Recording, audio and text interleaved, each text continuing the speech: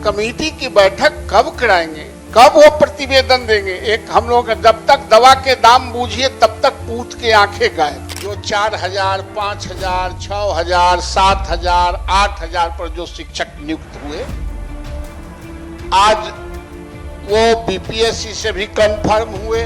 शिक्षेत्र कर्मियों का वेतन आदि अनुदान के संबंधित सभी पहलुओं पर एक समय की नियमित समीक्षा करके सरकार को अपना सुझाव देगी। ठीक है, आपकी बात आ गई महोदय, इसको हल्के में नहीं लिया जाए। अरे बड़ी भारी से ले रहे नहीं महोदय, ये भारी है, इस राज्य के लिए कलंक है। माननीय मंत्री को ये बताना चाहिए, सदन में एक मैसेज जाएगा। ठीक है, बता देंगे, बोले हैं कि बता देंगे। नहीं, बाहर कहाँ बताएंगे महोदय, ये बता दे। हम लोग आए हैं, सब बापू बैठे हुए हैं इसी काम के लिए। नमस्कार, आप देखना शुरू कर चुके हैं लाइव सिटीज को। मैं अभिषेक है। शिक्षकों के मुद्दे पर बिहार विधान परिषद में भारी हंगामा हुआ है। आपको बता दें कि बीजेपी के एमएलसी नवल किशोर यादव ने बड़ा सवाल उठाया। उन्होंने साफ साफ कहा कि वित्त रहित शिक्षकों को लेकर कब सरकार सुनेगी। नियोजित शिक्षकों पर तो काम किया जा रहा है। बीपीएससी के टीआरई 4 मतलब 1, 2, 3 के माध्यम से शिक्षकों की भर्ती की गई, उनको वेतनमान दिया जा रहा है,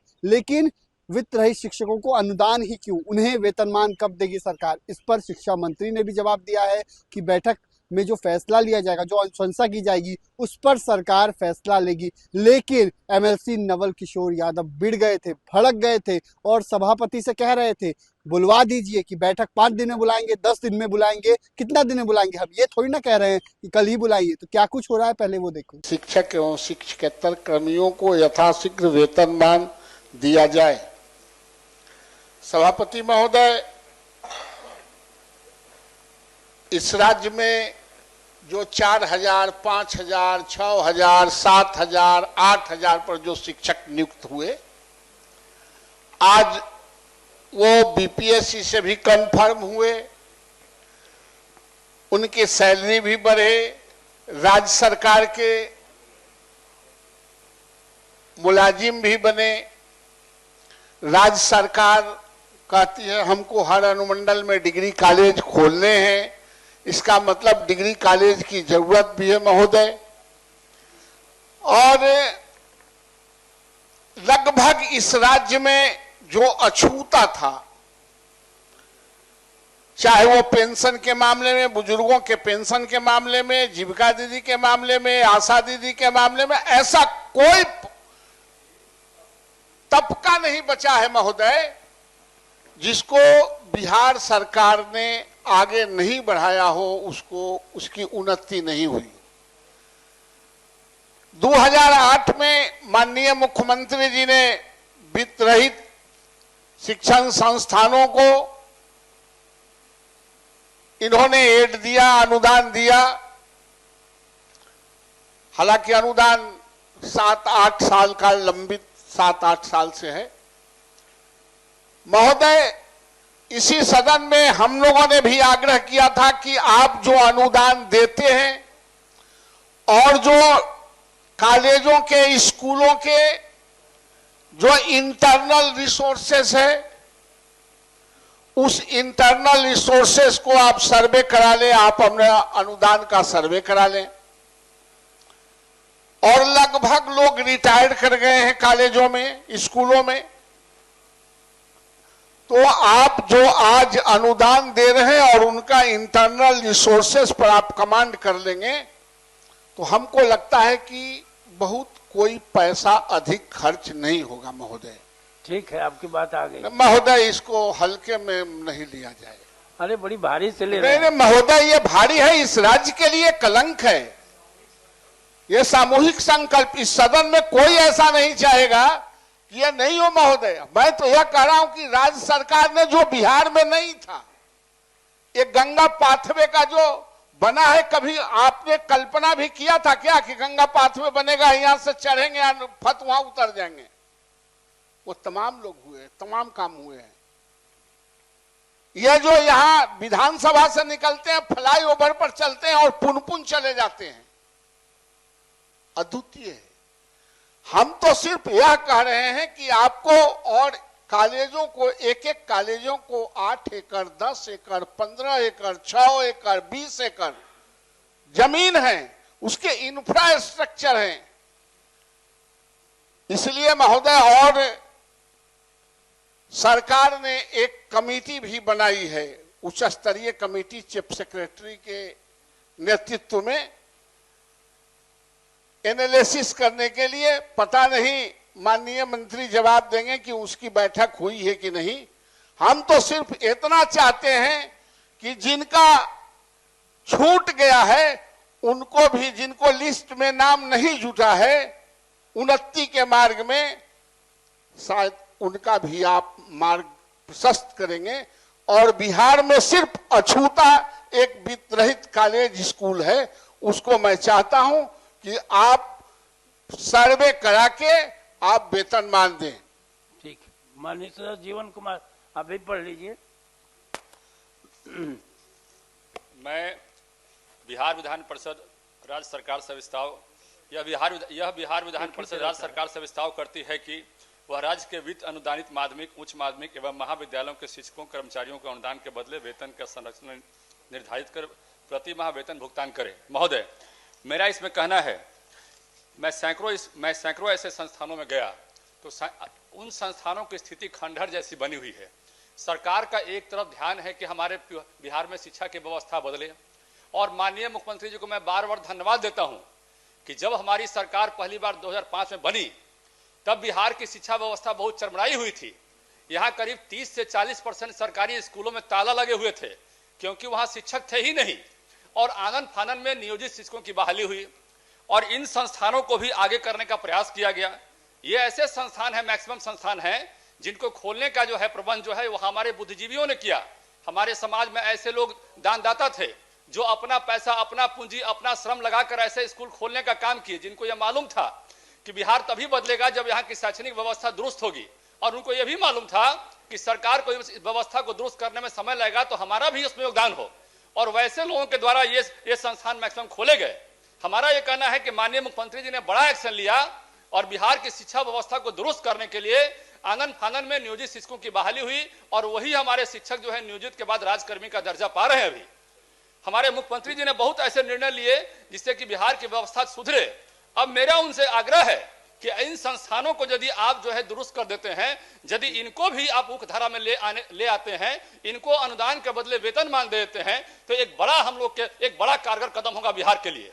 मैक्सिमम जितने भी संस्थान हमारे बिहार में हैं उस पर हमारा ध्यान तो गया है, सरकार का ध्यान गया, लेकिन इन संस्थानों पर अभी तक सरकार का ध्यान नहीं गया है।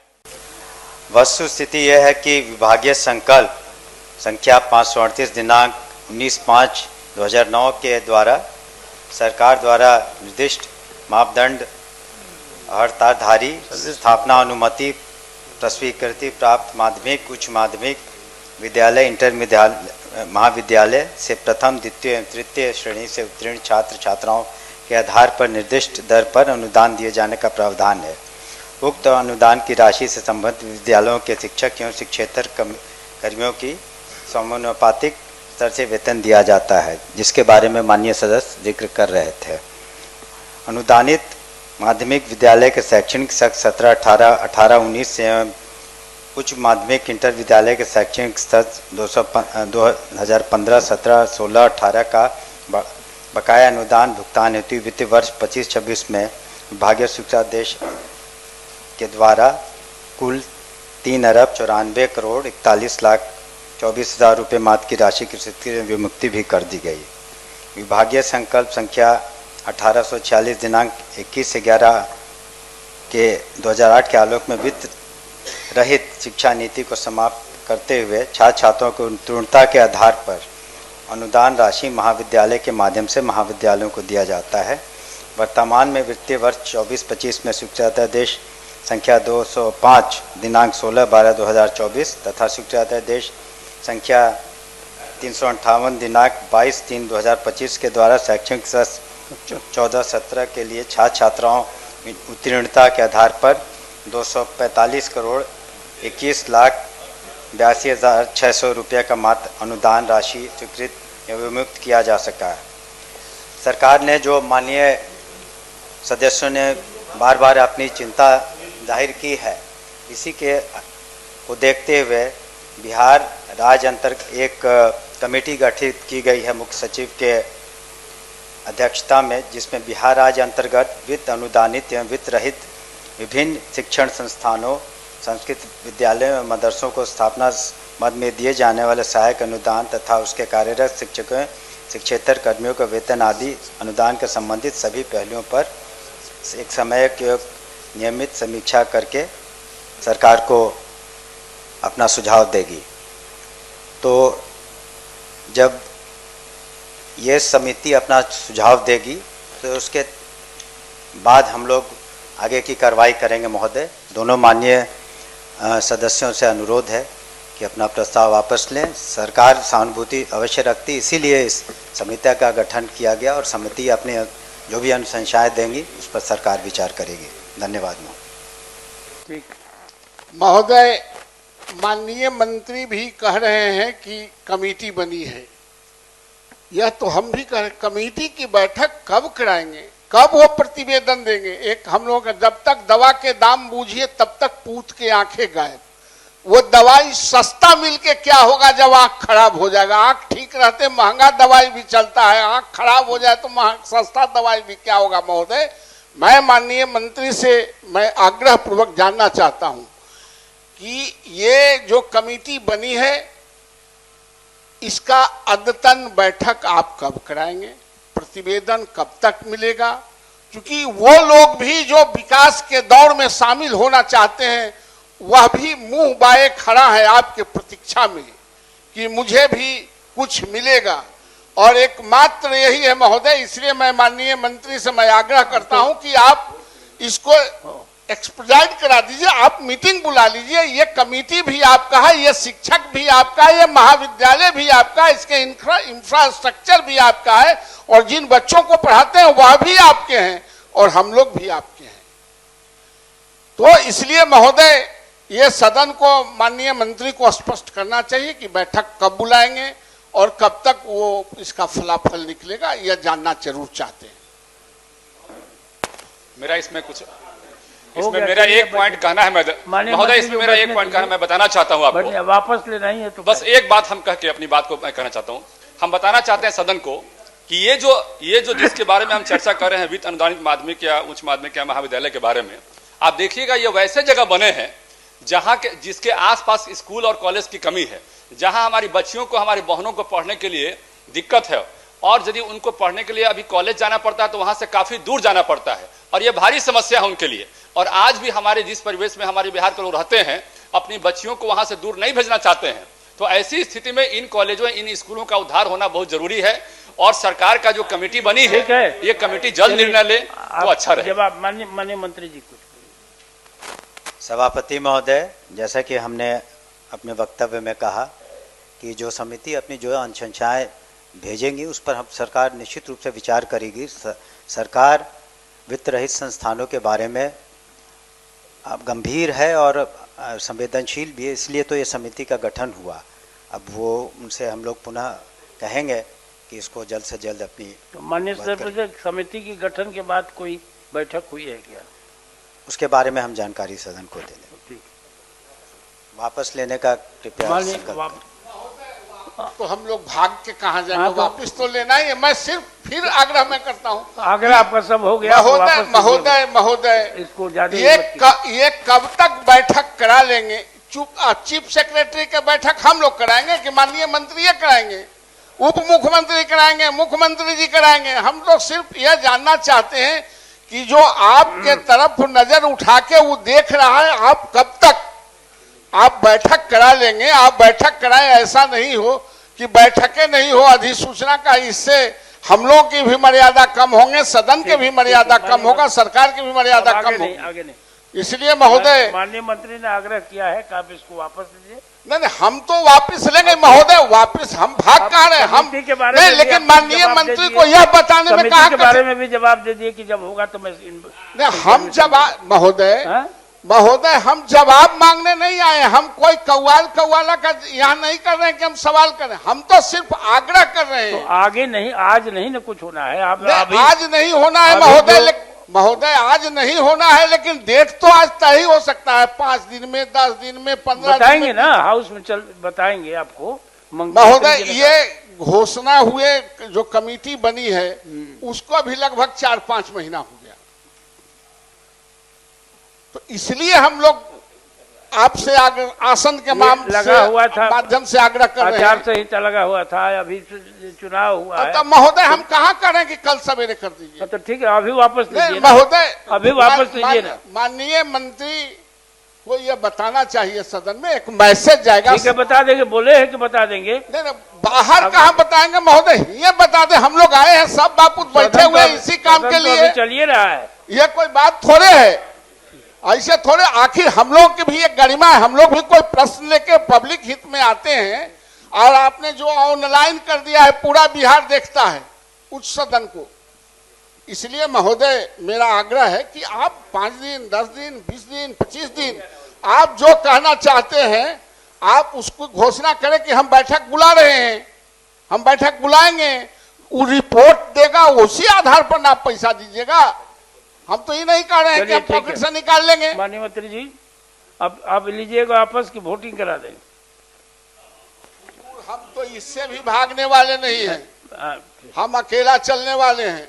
हम तो कह रहे हैं कि हम भाग के कहाँ जाएंगे। अच्छा, हमको पूरा हो गया, यही में रहना है तो हम भाग के कहाँ जाएंगे, हम वापिस भी लेंगे, लेकिन खाली प्रेशर हो गया। माननीय सभापति जी, सिर्फ अब हम लोग बोल दिए ना कि भाई नहीं महोदय, लेकिन माननीय मंत्री से आप बोलवा नहीं रहे हैं। अरे माननीय मंत्री जी कहे ना, हमको उसको कहाँ कहे, हम तो सुन में नहीं डिलीवर किया आपको। तो कहते तो हम आश्वासन पर ले, तो कहे ना, उनसे कहवाइए कि हाँ करा रहे हैं। हमारे आश्वासन पर आपको नहीं विश्वास है?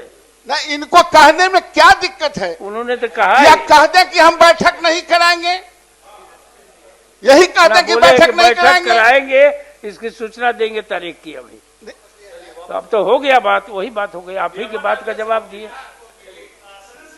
आश्वासन से कह दिया जाना हुजूर कि हम बैठक बुलवा देंगे। नहीं, माननीय मंत्री ने कहा कि हम बैठक बुलवा देंगे। तो आप गारंटी ले रहे हैं ना कि बैठक बुलाया जाएगा, हम वापस ले लेते हैं। हम गारंटी लेने के लिए यहाँ बैठे हुए हैं। कोई तो हमारा अभिभावक तो हमारा नजर तो आपसे मिलता है, हम सदस्य हैं आपके। हो गया, ठीक कर दिया।